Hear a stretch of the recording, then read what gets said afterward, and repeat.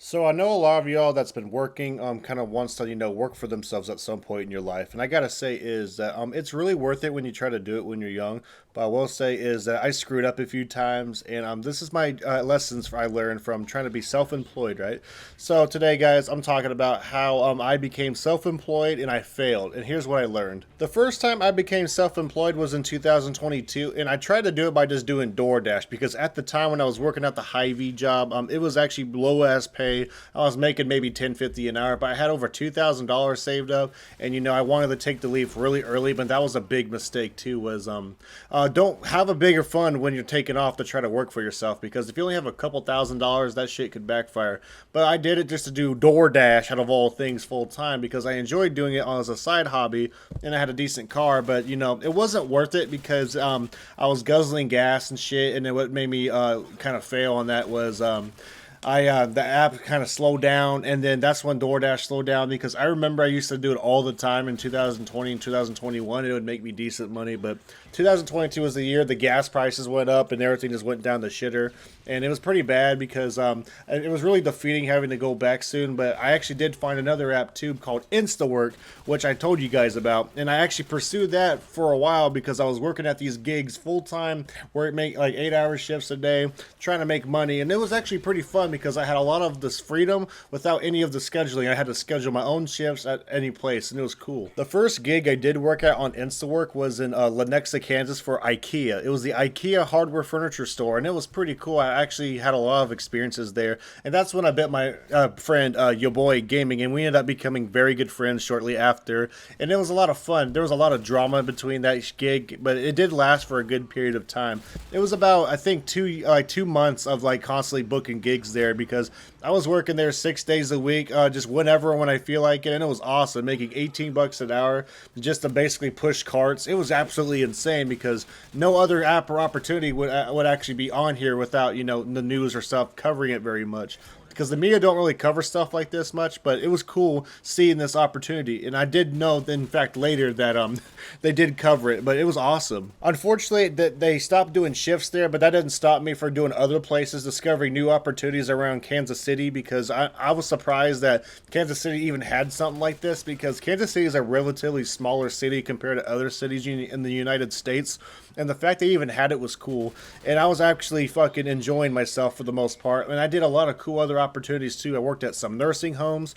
I worked at a fucking Top Golf, which is amazing. That ended up getting me a job there later on. But then I also remember working at a fucking place called the Carriage Club. It was pretty cool because they have all these events for a bunch of rich people that celebrated New Year's Eve, Halloween, Christmas. It was pretty cool. I do remember there was a long short story where there was a chick that was like interested in there, right? But it backfired horribly and she like ghosted me. It was actually embarrassing. And like I said, dude, don't get with coworkers.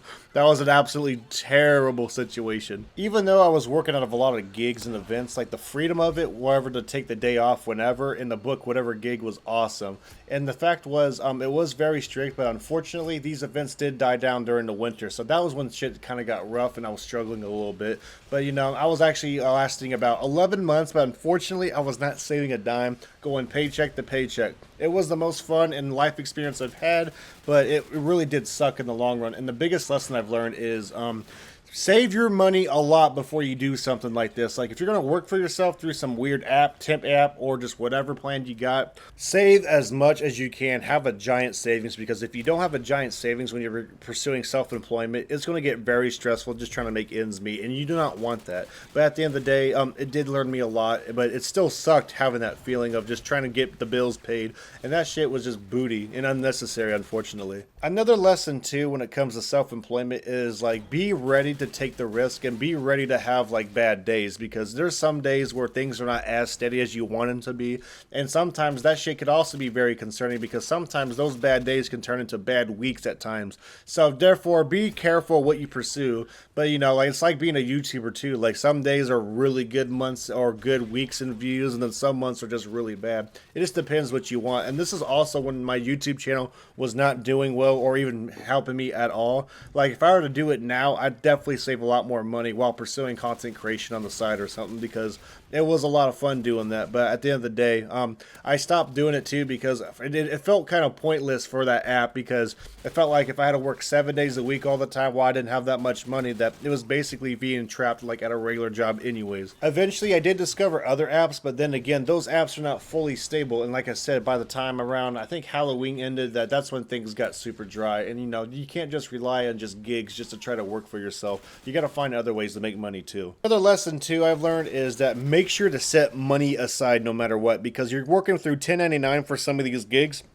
Now, some of the InstaWork ones had W-2, which was actually nice, but some of them, did not. So whatever income you had to set to the side, and anything that you could have write-offs, be prepared to have those. Like for me, I use the Everlens app for driving miles to work, because apparently if you drove to the workplace through a contracting 1099 job, you'd actually would get paid, which is actually kind of sick, for miles and stuff to get reimbursed. So that did help a lot when filing the taxes for 1099. And also make sure to take those yearly incomes for 1099 and save about 30% of your income before you do something like this, because if you don't, dude, the IRS might come at your door, and it's really fucking not a good situation to be in. Another thing you should definitely prepare for is have a backup plan in case things don't work out, because there's times, dude, when you're trying to pursue self-employment, there's going to be times you're going to fail during the process, because not everyone gets it right the first time. But I will say is, if you do fail, don't consider that as a permanent place that you're at, because a lot of failure is actually a learning lesson and path for a lot of people, because a lot of people will fucking think black and white and think that, oh, once you fail that it's over. But nah, dude, it's only over until you truly give up, and never give up if you want to pursue something that you want for your life. So when things did not work out for me, I went ahead and got the job at Topgolf, because when I was working there through the InstaWork app, I was making pretty decent money off of it, and I enjoyed it because it was pretty easy. So that was a great side hustle for a while. But unfortunately, a lot of these gig apps, they'll work you like for a higher pay on the app and see if you like it, but then once for some reason, once you got the job, you get a big pay cut of a lot of these jobs, and it sucked, because I went from making like $18 an hour to like a whopping like $10.50 before the tips and everything. It was about $13 an hour, which is really low. It was actually lower than my fast food job now at McDonald's, which is absolutely crazy. Now, this is a weird one, but be sure to be very confident when pursuing self-employment, because I gotta admit, it's a very brave thing to do, because I will say, it might sound easy on paper, but nah, it's actually really hard, because there's some people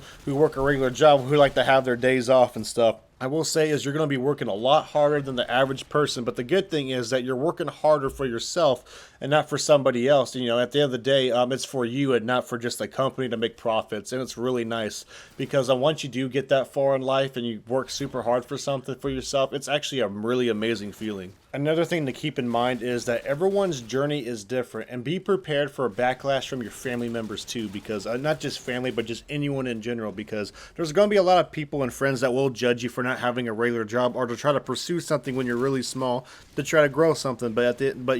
Or some people might think, oh, you just don't want to work for somebody, but for some reason, some people just look at it in a bad way. But I will say is it's worth it, dude, because I think a lot of people are scared for somebody to fail, and sometimes failure is a good thing, but most of the time, dude, you can get back from it. Now, when I did try to work for myself the second time, I did have a bit more money saved up, about $4,000, which still was not enough at all. You gotta have a lot more than that, but my rent and shit was so expensive, and my Amazon warehouse job was only covering just everything enough just to barely save, so it was saving very slowly.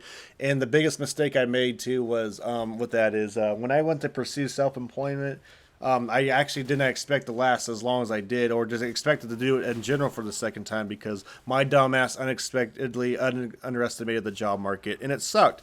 And I didn't expect how bad it was, because when I first got hired on at this Amazon warehouse, the job market was relatively easy to get on, and it wasn't too hard then. But then, it got to that point, I didn't realize, because of my ignorance, that, yeah, it fucking backfired.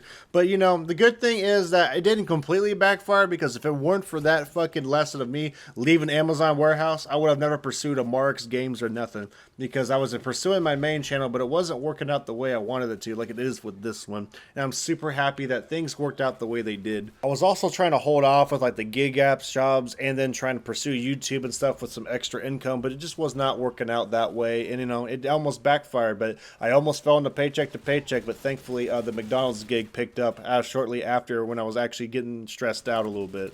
But yeah, guys, so far that is my journey of being self-employment. And yes, I did fail, but for anyone that's trying to do it, dude, I just say try to save up a bunch of money and then just go for it after and see where it takes you. Because now I do have another plan of what I want to do now, and of course I wanted to be a content creator this whole time, but I finally got that shit built up where I could realistically do it at some point in my life, but just not right now. So for right now, I'm playing it safe for about a year and a half and of just hardcore stacking, trying to find a different job to slave away at, and just see where life takes me, you know. But at the end of the day, I'm super glad that I was able to at least accomplish something while I was unemployed for those 4 months, because you know it could have been a lot scarier after that. And the last pinpoint I want to say too is that do not be afraid to take risks, because risk are indeed high risk with high reward. Sometimes it's a double-edged sword, dude. But if you play the game right, you can kind of get it to win in your favor. So please do not ever be afraid of doing it. Alrighty, everybody, that is all I gotta say about self-employment. Do you guys ever want to be self-employed for anything? If you do have any cool ideas, feel free to leave a comment in the comment section below, because y'all do post some interesting stuff, and I do want to hear some people's business ideas if they got any. Another thing I'll say too is that everybody's journey with being self-employed is completely different. No one's journey is exactly the same at all, especially because of different ideas, business ideas, and what type of business they want. Some people even rent buildings and stuff just to have like sales and shit for their like retail stores or whatever, their fucking restaurant. It all depends on what you want to do. Alrighty, everybody. Y'all take care, and I really do hope that everybody's self-employment journey goes well for those who want to pursue something like that. So I really wish you all the best. I'll see y'all in the next video, and take care.